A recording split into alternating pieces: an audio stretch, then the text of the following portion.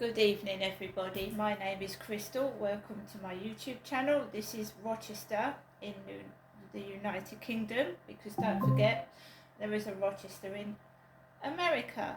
Alexa, what's the time, please? The time is 7:38 p.m. So, it's been one of those days today. It's been mixed match. I actually woke up feeling groggy. I didn't feel too good when I woke up this morning, but I made myself get up, made myself a cup of tea, and I got dressed, fed my pets, and then I went out for a lovely walk this morning. It was so peaceful, and it was lovely, and I enjoyed the walk this morning in the rain with hardly anybody about, just me and a couple of ladies holding umbrellas this morning. That's all it was. This afternoon, I took Max for a walk, and it was okay. I was able to let Max off for a long walk, and we enjoyed it. Fine. I started to get a migraine, a bit like what my mum had, but I didn't get cross with mine. No, it was making my mum feel grumpy. I had a migraine. It came on about 12.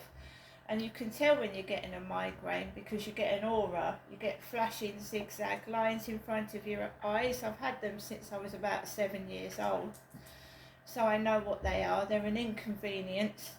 They actually visually impair you. While you've got the zigzags in front of your face, you can't see properly, which if it happens outside can be extremely dangerous. You could get run over. So fortunately, I started to get a migraine just before 1 o'clock this afternoon with the zigzag flashing lines, and I started to feel sick. Now, the first thing I do when I get a migraine is I drink lots of water. And sometimes I need a sugar fix, a bit of sugar, because I don't have sugar in my tea. So I drank a can of lemonade. And I drank loads of water, and the aura, the visual disturbance started to wear off. But I had this nasty pain from here, top of my head here, to the side of my jaw here. I suffer from facial pain anyway, every single day, and I take painkillers for it. But a migraine is a different sort of thing. Now, I think it's because of the cold weather and the cold rain, and what I had the other day was hailstones on me, and I think I might have got a head cold or something, which brought on a migraine. I managed to eat something for lunch, so I had a poached egg toasted sandwich for breakfast, and I had noodles, tuna, and an egg for my lunch, which was a healthy lunch. So I've eaten breakfast, I've had my lunch. Now, I don't have an evening meal as such. I might have some toast or something, or a snack, but I don't have a heavy meal before I go to bed because I suffer from heartburn. And as you know, if you eat food before you go to bed, it doesn't digest properly, and there's nothing worse with having massive heartburn while you're trying to go to sleep, right? So I've had this headache on and off since about 1 o'clock this afternoon, and I've still taken Max out for a walk. I've just come back for another walk with my dog in the dark. And you have to deal with idiots, people that are just inconsiderate, rude, and just trying to trigger you off and make you act mad. And it's my mum, my poor mum, that is without a kettle at the moment. It's not me. They're trying to make out that I'm crazy. I'm not at all. I'm completely normal, as in I suffer from anxiety and depression, but I don't have a schizophrenic mental health disorder. And they use this against me and the police, and sometimes the doctors as well, and they don't treat me like a normal human being. Now, I've had a doctor before say it's unacceptable behaviour, being treated like you are some kind of nutcase when you're not. Right? I don't get treated properly. And a lot of truthers, people that tell the truth, people that are gang stalked, are deemed nuts and crazy, because the gang stalkers and the people hiding the truth, whether it's a conspiracy, a paedophile ring, which it possibly is, paedophile ring, they want you to keep your mouth shut. As they do, they try to intimidate witnesses that are going to be a defence that someone's, they try and intimidate a witness. So if you've been allegedly raped and you're a victim of rape, sometimes the alleged rapist or people to do with the alleged rapist will try and keep your mouth shut by using intimidation techniques and threats. And one of them is following you about, trying to scare you. Right? So this has been going on for several years, but when I don't feel well, it really fucking pisses me off. I mean, they're just little irritants, they're pests, they're nobodies that want to be somebody, but they hide in the dark, so they're not really anybody anyway, because if they were proud of themselves, they would show their face and not hide. Right? I have a dog. He's a little dog, but he alerts me to anybody that's following me behind my back or could be in imminent threat or danger. He will bark and tell me there's somebody there, which is a good thing, because would-be rapists and would-be attackers don't like noise. They don't like attention drawn to them. They don't want a load of noise, so it's handy that I've got Max. So this evening, right, I was watching some old television western on Talking Pictures television. I'm still getting messages from TikTok, and I think this is where it's coming from. And what has America got to do with the UK, where I'm being gang stalked in my own country, but I'm getting these weird messages from America on my TikTok? So I watched a bit of telly, made myself a cup of tea, and I tried to relax, right? Because I'm worried about my mum as well. She's elderly, and what's going on in this world is crazy. And if it frightens me, God, it must terrify my mother. So 10 to 7, right, I go out and I walk my dog, and it's all staged to make your life miserable, right? Staged to make you get cross, because 2 Fridays ago, 2 blokes approached me, a woman, I'm Crystal, in a shop where I was putting gas on my card, and they started making sexual innuendos that would I like to go with a black man. I called the police because I felt intimidated. I can't even go into a shop and be left alone. The police never came out. Yet we are seeing police cars outside the block of flats where I live, up the road, but they can't come out to talk to me. Right? Fair enough. We know something's wrong. We know something's going on. There's nothing I can do. At least I've got a crime reference number that I can give to the housing and whoever else, because I need to get out of where I'm living, because I am being stalked. And I will be phoning victim support later on this week, because I have a gas boiler engineer coming out tomorrow morning. A man to look at my boiler, to check it over, which has happened for the past 4 years, right? And one of them was a bit unscrupulous and touched me inappropriately. So of course I'm wary of men coming into my flat, right? One of the reasons it's good I have a dog is the dog's not going to let a man touch me when I don't want it. When I say the gas man touched me inappropriately, it was the year in 2020 when I moved into these flats, a single woman on my own, And he was talking to me like I was a kid. And I couldn't find the key to the gas cupboard, and he got impatient, and his hand brushed past my breast on my jumper. Right? I am not a kid. I'm 50 plus, and I don't appreciate some people pushing me about like I'm a little kid. This is my flat, and if you don't go down my cupboards and my personal belongings without my permission. Just because I come across as quiet and insignificant and tiny, it doesn't mean I can't stand up for myself.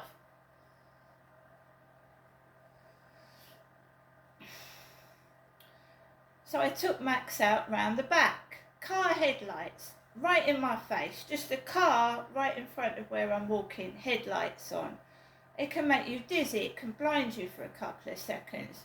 I kept on the pavement. Then I walked across the road, and out come the car. It's like a performance. Slamming doors, trying to get a reaction, banging about, being stupid, not fit for purpose. Some of them drive their cars under the influence of drugs.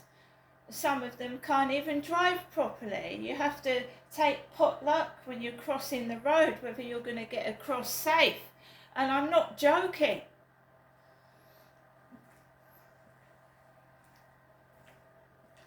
It's a free-for-all outside, a free-for-all, okay? And I'm a white woman in Great Britain, and at the moment I am frightened to go outside and walk the streets of Great Britain.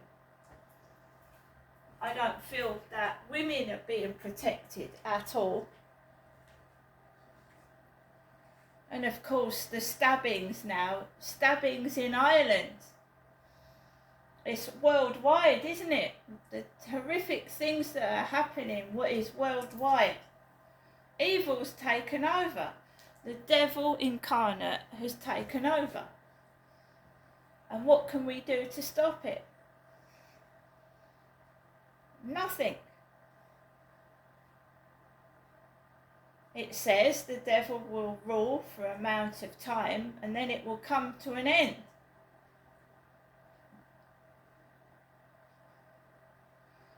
So we just have to hope and pray that this evil spell that we're going through does come to an end at some point. And how are people supposed to live in this country when we aren't getting enough money to cope with the cost of living crisis? So what is going to happen when we can't afford to pay our bills and eat? What's going to happen to everybody?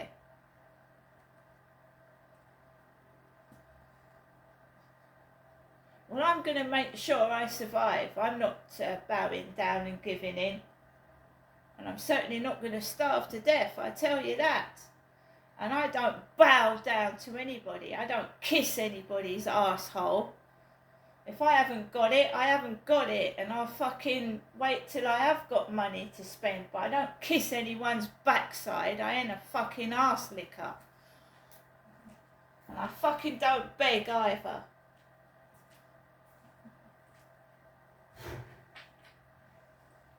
What gets me about people that laugh at the misfortunate events that happen to other people is one day they're going to find themselves in misfortunate circumstances and they won't find it so funny. And I do believe in karma. And these twits go down my YouTube, they go down my TikTok and they laugh. But who are they? Nobody knows who. They know who I am. Thank you very much, but who the fuck are you? Who are you? Nobody, that's who you are. You're following me about because you know who I am, but I don't know who the fuck you are.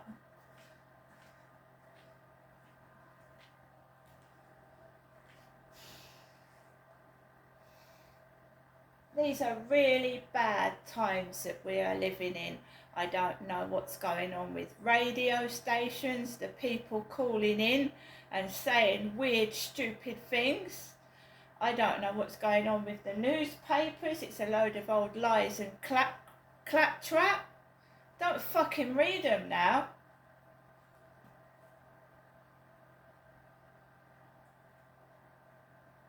It's a free-for-all out there. There's no fucking police. You can't get a doctor, right? If you haven't got enough money to live on, what can you fucking do? Go without, that's what. Alexa, LBC Radio. LBC London from Global Player.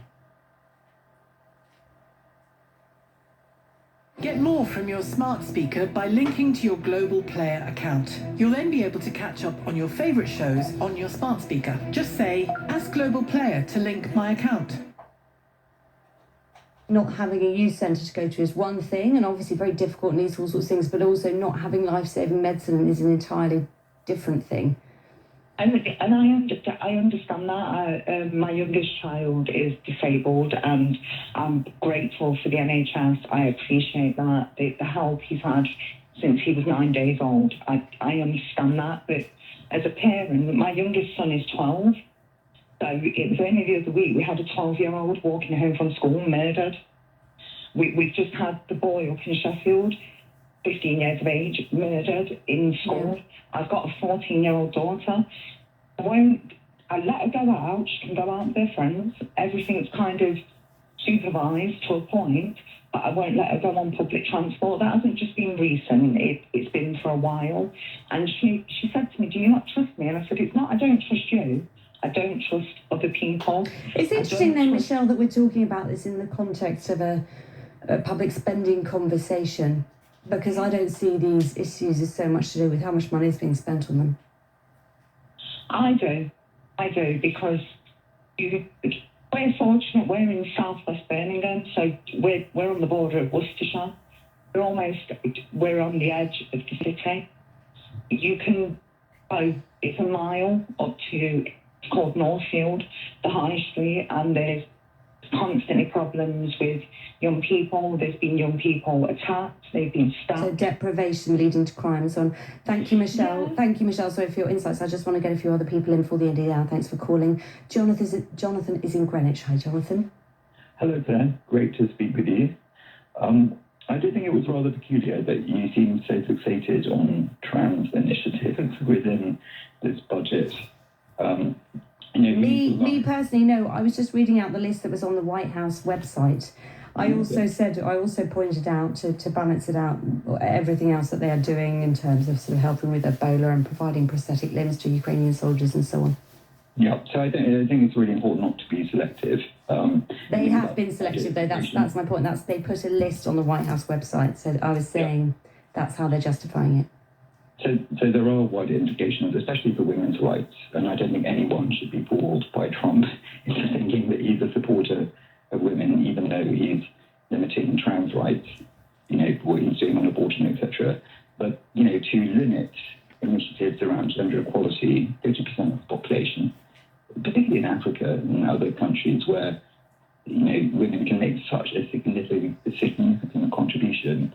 And I think that's, what you were talking about, the strategy comes in.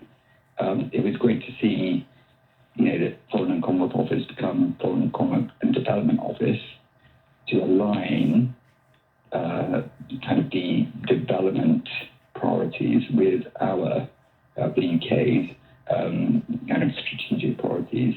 And I think that's the way we should go and the way that the states should go. But I am concerned here about things like the closure of HIV clinics in South Africa.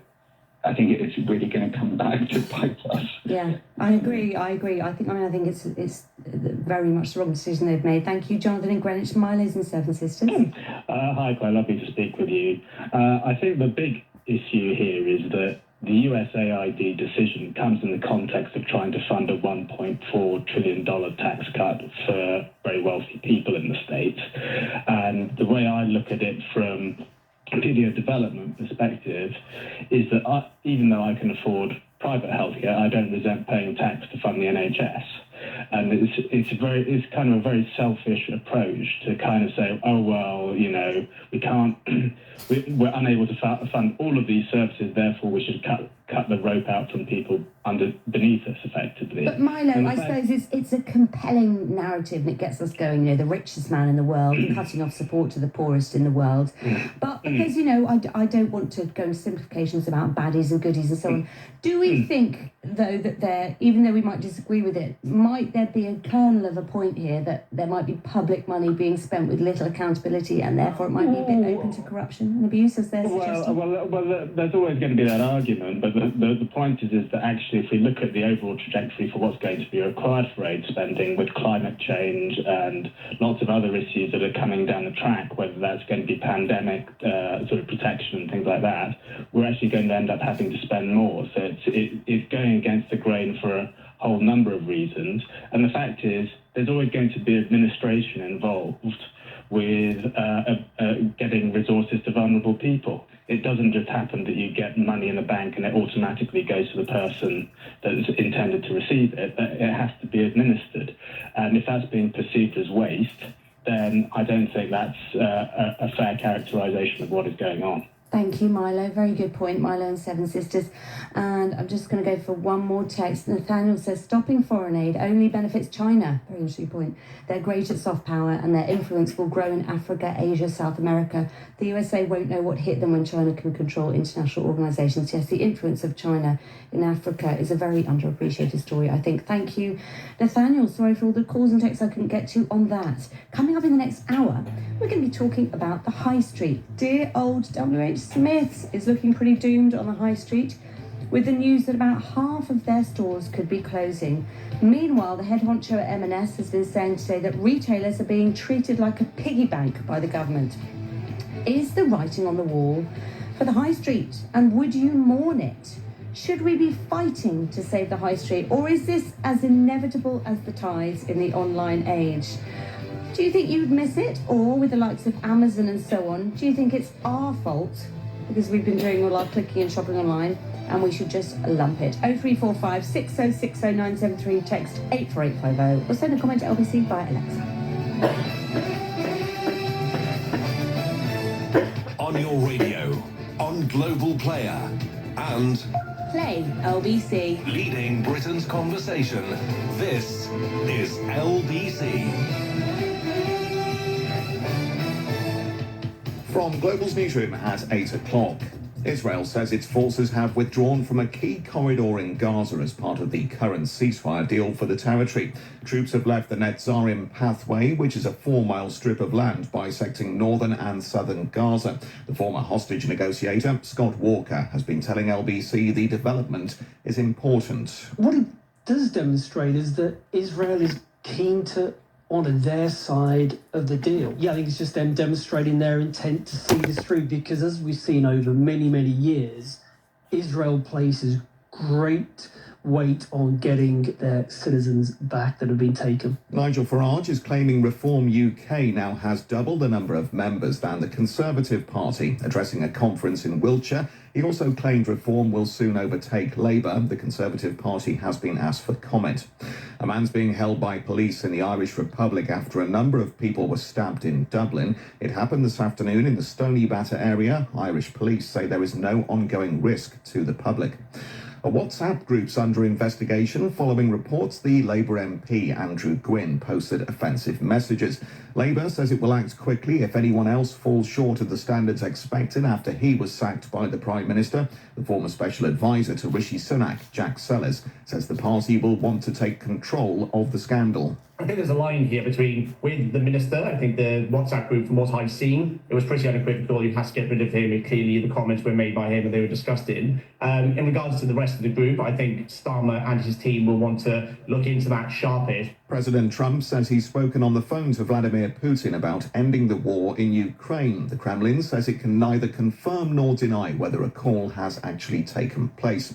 And in the FA Cup this evening, the Premier League leaders Liverpool have been knocked out of the competition by the Championship strugglers Plymouth. They were beaten 1-0 at Home Park. Wolves, though, avoided an upset at Blackburn with a 2-0 victory. LBC weather staying cloudy tonight with further outbreaks of rain and drizzle, which could be wintry over high ground. We'll see a low of -1. Another mostly cloudy day for Monday with any brightness in the northwest. Showers, sleet and snow will also move towards the west, and we'll see a high in some places tomorrow of 6 degrees. From Global's newsroom for LBC, I'm Tim Daly. Right, guys. So, I've spoken to my mum this evening, and I'm just checking in with my mum. She's okay, and hopefully she gets an electrician out tomorrow to her flat. What's going on in this country is appalling. There is like no police presence at all. It's like mob rule. People are doing exactly what they like and getting away with it. And you heard that woman on the phone call saying that she was frightened to let her daughter use public transport. There are stabbings going on everywhere. And you know, I take my dog out at night, and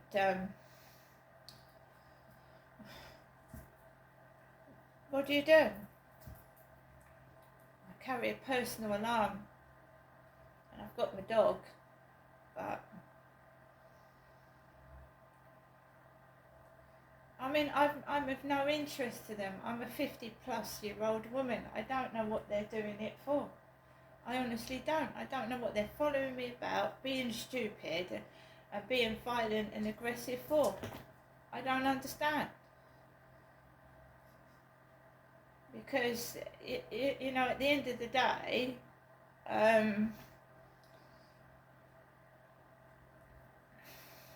obviously something, you know, am I a witness to something? Are they afraid of something coming out? Why are they doing it? Intimidating me and being quite aggressive. And I'm on my own. I don't have, I walk as outside on my own. I mean, these people, they go about in 2s, 3s, 4s and 5s, and what do you do?